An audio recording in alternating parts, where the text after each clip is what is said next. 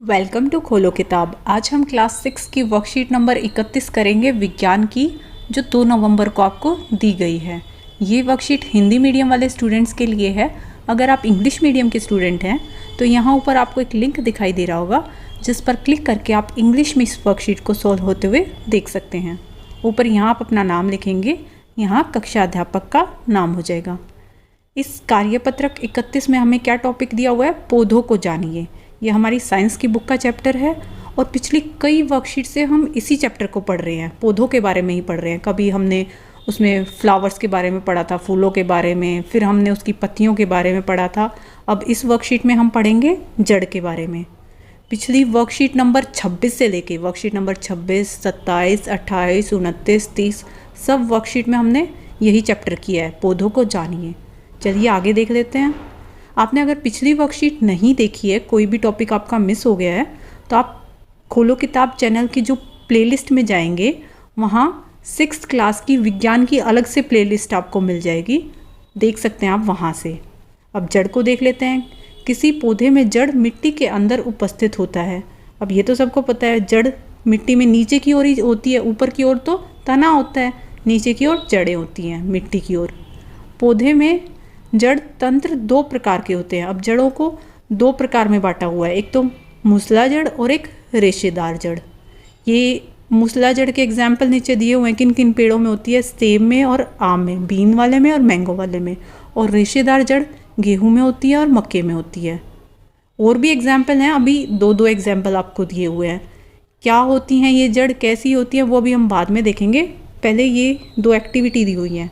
खुले मैदान में जाइए, कुछ खरपतवार पौधों को मिट्टी से खोद कर निकालिए। आपको जो आपके बगीचे में ऐसे ही घास वास उगी होती है, वीड्स, उनको मिट्टी से निकालने की कोशिश करनी है, मतलब मिट्टी से खींचने की कोशिश करनी है। क्या घास आसानी से निकली, हाँ या नहीं? आपको बताना है वो आराम से निकल आई या आपको ज़ोर लगाना पड़ा था, मुश्किल से निकली थी। ऑब्वियसली आराम से तो नहीं निकलेगी, यहाँ आप लिखेंगे नहीं। और दूसरी तरफ क्या लिखा हुआ है? 3 या 4 चने के बीजों को गीली रुई में रखिए। एक गीली रुई के अंदर, गीली कॉटन के अंदर आप 3-4 चने के बीज रखेंगे और उस रुई को रोज़ पानी डालेंगे। हमेशा नम रखिए जब तक कि बीज अंकुरित होकर नवोदित नहीं बन जाएं। उनको अच्छे से अंकुरित करना, उनकी जड़ें निकल आएंगी। 1 सप्ताह बाद उन्हें खींचकर रुई से बाहर निकालने का प्रयास करें। आप रुई में से जब 1 सप्ताह बाद, जब वो पूरे अच्छे से अंकुरित हो चुके होंगे, उनको निकालने की कोशिश करेंगे, रुई को अलग करने की कोशिश करेंगे, तो वो रुई में बहुत अच्छे से ऐसे मिक्स हो रखे होंगे कि आपको आसानी से नहीं निकल पाएंगे। नीचे यही पूछा हुआ है कि आप जड़ों को रुई से आसानी से निकाल सकते हैं, हाँ या नहीं? तो इसमें भी हम क्या लिखेंगे? नहीं, आसानी से नहीं निकाल सकते हैं। दोनों ही केस में हमने नहीं कहा है, इसमें भी और इसमें भी। जड़ों ने एक तरीके की पकड़ बना ली होती है, जिस वजह से हम उनको आसानी से नहीं निकाल पा रहे होते हैं। तो यही नीचे लिखा हुआ है कि जड़ें पौधों को मिट्टी से मजबूती से जकड़े रखती हैं। इन्हें मिट्टी में पौधे का स्थिरक कहा जाता है। अब फिर से आपको क्रियाकलाप दिया हुआ है। किसी खुले मैदान से एक जैसे 2 खरपतवार लीजिए। ध्यान रखिए कि इनकी जड़ों को कोई नुकसान ना हो। आपको मिट्टी से कोई 2 जो जंगली घास कह सकते हो या वीड प्लांट्स जो ऐसी आपकी सॉइल में उग जाते हैं, उनको निकालना है। और ये ध्यान रखना है कि उनको इस तरीके से निकालो उनकी जड़ें ख़राब ना हो। अगर मिट्टी ज़्यादा सूखी होगी तो वो आसानी से नहीं निकल के आएंगे। आप पहले मिट्टी में थोड़ा पानी डाल देना, फिर निकालोगे तो वो जड़ के साथ ही निकल के आएंगे। खरपतवार के एक पौधे को एक गमले, ये 2 गमले लेने हैं। एक गमले में तो हमने ये जड़ के साथ वाला पौधा लगा देना है, और दूसरे वाले में जो हमने 2 पौधे निकाले थे, दूसरे पौधे की जड़ों को काट के लगाना है। दूसरे पौधे की जड़ों को काटकर दूसरे गमले में लगा दीजिए। इनमें नियमित रूप से जल 1 सप्ताह के बाद इनको देखिए। इनमें डेली आपको पानी देना है और 1 सप्ताह के बाद देखना है क्या दिखाई देगा। क्या दोनों पौधे स्वस्थ हैं? क्या दोनों ही स्वस्थ होंगे? नहीं, दोनों स्वस्थ नहीं होंगे। जो ये पहले वाला है आपका, ये तो स्वस्थ होगा, पर ये स्वस्थ नहीं होगा। क्यों? क्योंकि इसमें जो जड़ें थी ना, हमने मिट्टी में पानी दिया, इन जड़ों की सहायता से वो पानी पूरे पौधे तक पहुंचा। इसमें हमने जड़ें काट दी तो वो जो पानी हम मिट्टी में दे रहे हैं वो पूरे पौधे तक नहीं पहुंचेगा। क्या दोनों पौधे स्वस्थ होंगे? ये हमने बता दिया नहीं। दोनों पौधों में नियमित रूप से जल दिया गया, परंतु देखा गया कि जिस पौधे की जड़ें नहीं थी वह सूख गया। जिसकी जड़ें थी वो तो नहीं सूखा, जिसकी जड़ें नहीं थी, ये देखो जड़ें नहीं दिखा रखी, इसकी जड़ें दिखा रखी हैं, इसकी नहीं दिखा रखी हैं, ये वाला पौधा आपका सूख जाएगा। यानी जड़ें पानी को एक स्थान से दूसरे स्थान तक पहुंचाने का काम करती हैं। इससे हमें क्या पता चलता है कि जो जड़ें होती हैं वो पानी को एक स्थान से दूसरे स्थान तक पहुंचाने का काम करती हैं पौधे के अंदर।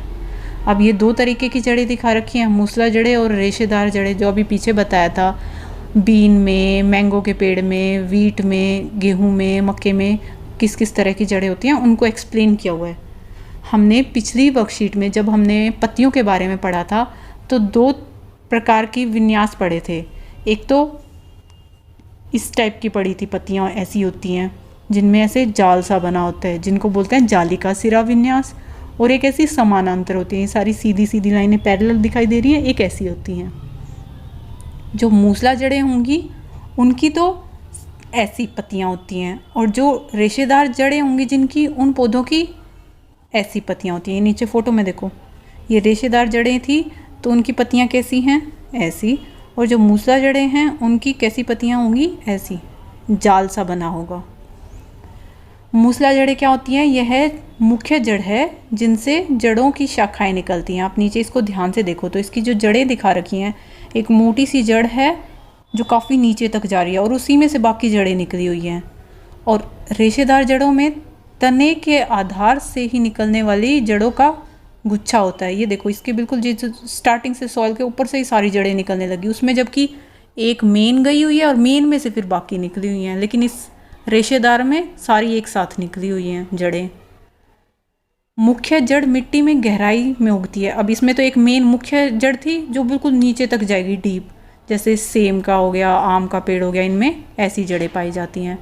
जबकि इनकी जड़ों का गुच्छा पतला और रेशेदार होता है, जैसे गेहूं का हो गया, मक्के का हो गया, उनकी ऐसी होंगी। मूसला जड़ वाले पौधों की पत्तियों का शिरा विन्यास जालिका रूपी होगा।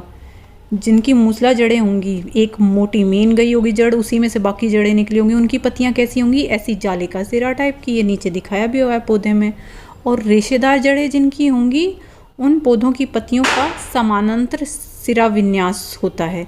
उनका समानांतर सिरा विन्यास होगा, ऐसे पैरेलल समानांतर होंगी। ये ऐसी दिख रही है ना, गेहूं की, मक्के की ऐसी होती हैं, और आम के पेड़ की ऐसी पत्तियां होती हैं, जाल सा बना होता है। अब क्वेश्चन आंसर देख लेते हैं। पहला क्वेश्चन दिया हुआ है, जड़ों के क्या कार्य हैं, जड़ें क्या कार्य करती हैं, आपको वो बताना है। दो हमने इस वर्कशीट में पढ़े। पिछले पेज पे हमें क्या बताया था कि जड़ें पौधों को मिट्टी से मजबूती से जकड़े रखती हैं, वो एक पूरा सपोर्ट प्रोवाइड करती हैं। इसी वजह से हम जो घास फाड़ने की कोशिश कर रहे थे वो आसानी से नहीं फट रही थी। और दूसरा, अभी ये यहाँ इस एक्टिविटी की हेल्प से क्या बताया कि जड़ें मिट्टी से पानी और खनिजों को अवशोषित करती हैं। जो हम सॉइल में पानी देते हैं वो पूरे पौधे तक पहुँचाती हैं। जिसमें जड़ थी वो पौधा आपका हेल्दी बना, और जिसमें जड़ नहीं थी वो आपका सूख जाएगा। दो हमने इसके कार्य पढ़े हैं इस वर्कशीट में। नेक्स्ट लिखा हुआ है, मूसला जड़ों और रेशेदार जड़ों में अंतर लिखिए। तो ये यहाँ आपको दिखाया ही हुआ है। मूसला जड़ें ये क्वालिटीज़ होती हैं, रेशेदार जड़ों की ये क्वालिटीज़ होती हैं, यही अंतर होते हैं दोनों में। आप ये आंसर लिख देंगे, ये तीनों पॉइंट्स, और साथ में चाहो तो नीचे ये डायग्राम भी बना सकते हो जो पिक्चर दी हुई है। ध्यान रखना, इसकी पत्तियाँ अलग बनेंगी, ये ऐसे सीधा सीधा बनेगा। इसकी एक पूरा मोटा तना मोटी जड़ गई होगी, उसी में से बाकी निकली होंगी, और उसकी सारी जड़ें ऊपर से ही निकली दिखानी है अगर आप पिक्चर बना रहे हैं साथ में। नेक्स्ट क्वेश्चन है, रिक्त स्थानों की पूर्ति कीजिए। जिसमें पहला दिया हुआ है, किसी पौधे में जड़ मिट्टी के अंदर का भाग होती है। ये इसने फिल इन द ब्लैंक्स खुद ही फिल कर दिया। इंग्लिश वाली वर्कशीट में आप देखेंगे तो ये नहीं लिखा हुआ था, यूँ लिखा हुआ था कि जो रूट्स होती हैं वो आपकी सॉइल का कौन सा पार्ट होती हैं, अंदर की ओर होती हैं, बाहर की ओर होती हैं, उसमें इनसाइड लिखना था। अब यहाँ इन्होंने इनसाइड अंदर पहले ही बता दिया, यहाँ आप कुछ नहीं फिल करेंगे। आंसर इसका अंदर इन्होंने खुद ही लिख दिया, ये ब्लैंक गलत दे दिया उन्होंने। एक्चुअली वो ये पूछना चाह रहा था कि किसी पौधे में जड़ मिट्टी के डैश का भाग होता है। डैश का भाग मतलब अंदर का होता है, सॉइल का, मिट्टी का अंदर का भाग को जड़ बोलते हैं। नेक्स्ट है, पौधों में डैश प्रकार की जड़ें होती हैं। ये यहाँ भी लिखा हुआ है, 2 प्रकार की होती है, एक मूसला जड़ें और एक रेशेदार जड़ें। तो आप यहाँ लिख देंगे 2 प्रकार की। अगला क्वेश्चन है, जिन पौधों की पत्तियों में जालिका रूपी सिरा विन्यास होता है उनमें कैसी जड़ें पाई जाती हैं। जिनका जालिका रूपी शिरा विन्यास होगा उनकी जड़ें कैसी होगी। ये देखो, इसकी पत्तियाँ देखो, इसकी पत्तियाँ देखो, जालिका रूपी तो इसकी है ना। इसकी पत्तियों के लिए यहाँ लिखा भी हुआ है कि इनका शिरा विन्यास जालिका रूपी है। तो जिनकी शिरा विन्यास जालिका रूपी होती है पत्तियाँ, उनकी कैसी जड़ें होती हैं, मूसला जड़ें। आप यहाँ लिख देंगे मूसला जड़ें। और नेक्स्ट लास्ट दिया हुआ है, रेशेदार जड़ वाले पौधों की पत्तियों का शिरा विन्यास डैश होता है। जो ये रेशेदार जड़ें वाले पौधे होते हैं, इनकी पत्तियां ध्यान से देखो, ये नीचे पत्तियां जैसी दिख रही हैं, इनका सिरा विन्यास कैसा होता है, जालिका रूपी होता है या समानांतर होता है।